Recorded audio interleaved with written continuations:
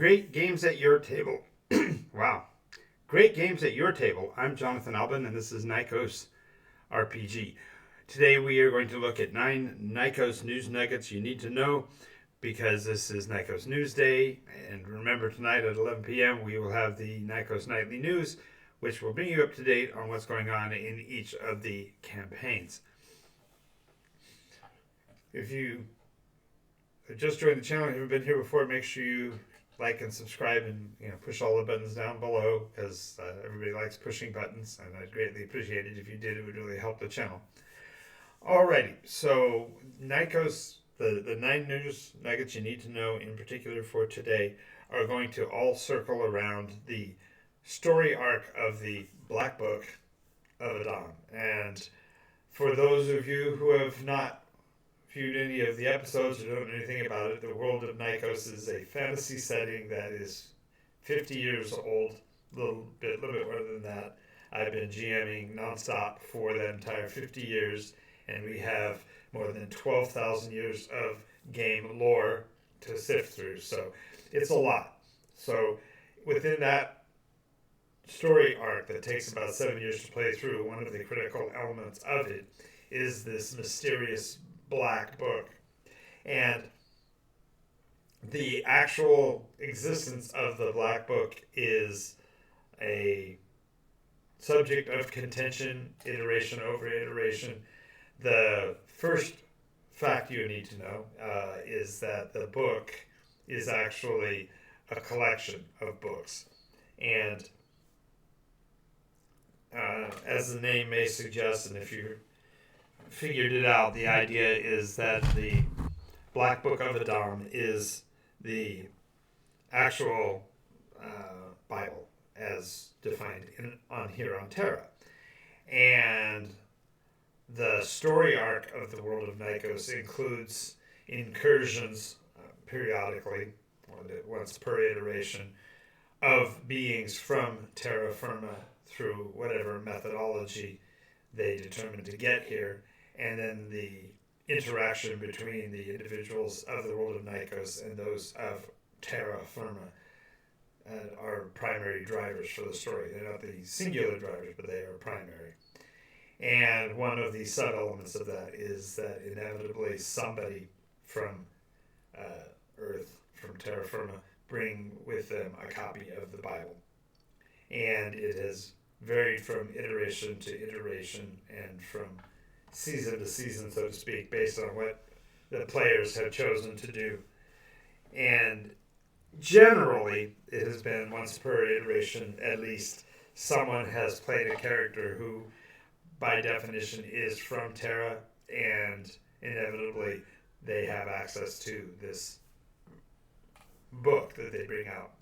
And so the first point that I wanted to make, the first piece of news, is that the Black Books of Ahdahm are actually the Bible. So that may not be an Easter egg for my players because many of them have already determined that, but just for clarity for you as a viewer, if you're interested in the world of Nycos, that this book does exist. The second one is that this book is a book of agency, and as a player and a purveyor of fine RPG experiences, I have endeavored to ascribe to the book a specific power in the world of Nycos, and that is, it is a destructive force.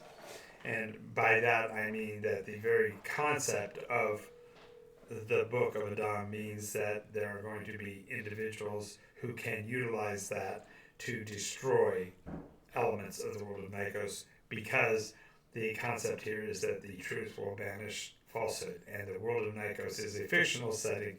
Ultimately, it is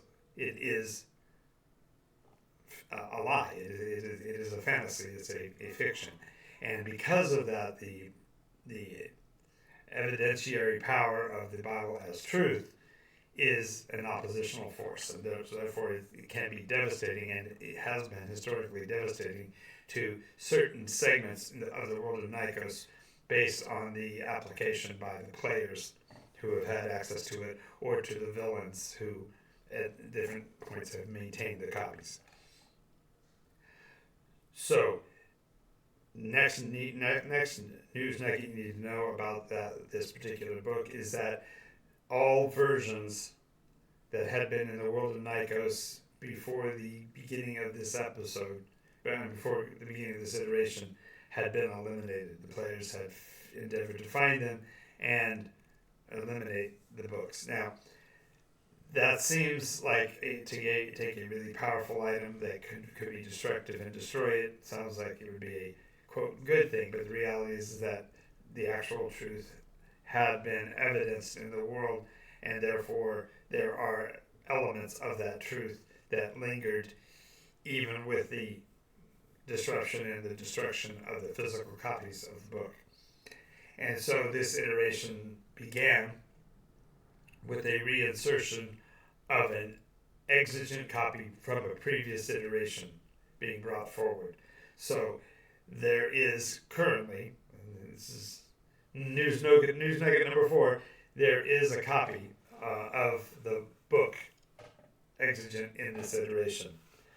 And so this version is a blue covered book, so therefore it is the blue book, but it's not yet been ascertained to be the same document. And so therefore the person who is carrying it isn't even aware that they've got this ultimately powerful thing with them. So if you're the player who is carrying the blue book, you now know what you got in your hands if you watch these videos. So if you know players who are in the campaign, feel free to ping them and remind them to watch it, because they will gain that information. So now that we know that the book has returned, there is an element of the story that is an individual is tasked with being the seeker. And that individual is the person who is considered to be the most forthright, the most righteous, if you will, individual in terms of their gameplay and their existence, and is there for their job to be the person to utilize the book. But until they actually have it in their hands, there's still the threat that something bad could happen. So in this case, the persona, the player who has that information, that desire has been identified, and that the seeker is on his way to find the book. And there are those that are supportive of him who are aware that the world of Nycos is a fantasy setting. They're aware of it being a place of fiction.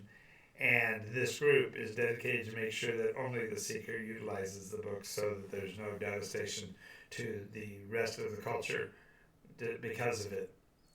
And this group ascribed themselves to a belief and a dedication to the second son of Nycos. And it has just recently been revealed to the players for the first time in several iterations. The actual solar body for this stellar system has become visible. It has peeked from behind the gas giant from which they are, of which they are mostly familiar, so that they have two solar bodies now in the skies, and it has changed not only the appearance of the skies and the weather patterns, but it's also changed the power structure, as the yellow sun, Helios's energy is not associated with the powers of magic. So it's an interesting dichotomy. The perihelions, despite being very spiritual and very associated with the second son, they are also known for being researchers who are attempting to discover the Book of Ahdahm and ensure that it gets into the hands of the seeker, and at the same time that they will gain access to the book. So there's dual purposes going on in the background in that case.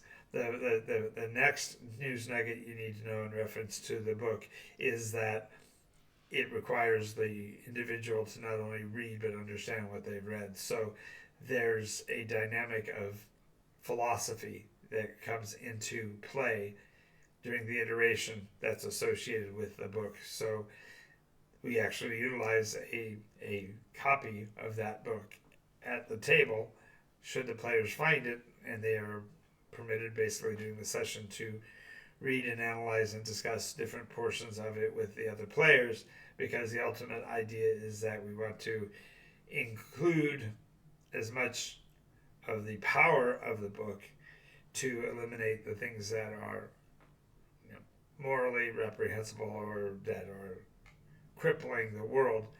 But the book is also seen as a great dangerous weapon, and so the players have in the past decided either to utilize the book and therefore create theocracies and localized warfare and things based on it, and then other groups have taken the book and instead used it to eliminate evil forces and protect the good. So we'll see. And then, of course, there's the final group that decides each time that they want to just eliminate the book to get rid of the temptation that the book represents. So all three of those are fascinating things. The penultimate thing you need to know about the Book of Ahdahm is that it is a destructive force, its only capacity to be destructive is in the hands of either the enjoined or the ultimate villain. Anyone else sees themselves as unworthy of the book, and so there's very little chance of accidental destruction, while of course it could be possible based on unfortunate die rolls and such. So then the final thing that needs to be known is that the book's existence is dependent upon the players making an agency decision to bring it. So therefore, somebody in this iteration intentionally brought the book into the 9th iteration, and therefore that itself may call that player's decision making into question, because the very existence of the book is potentially destructive of the entire world, the entire fantasy realm of Nycos. Creates a lot of lively and interesting directions that we could go with it, but those are the 9 news nuggets you need to know about the Black Book of Ahdahm. And do remember, we record 10 a.m. on 11 p.m. Monday through Thursday, and 9 a.m. on Fridays as well. I said 9, 10, all the way through 10 a.m. and then also at 11 p.m. Monday through Thursday. And so there'll be a lot of information there. Make sure you go to Nycos RPG on YouTube. So it's at Nycos RPG on YouTube, and watch the videos that we've done before. There are episodes that are history stories. There are updates on the current campaign.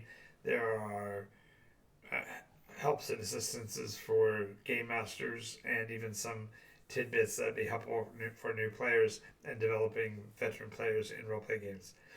Until we see you the next time, I'm Jonathan Albin. This has been Nycos RPG. I'll see you later.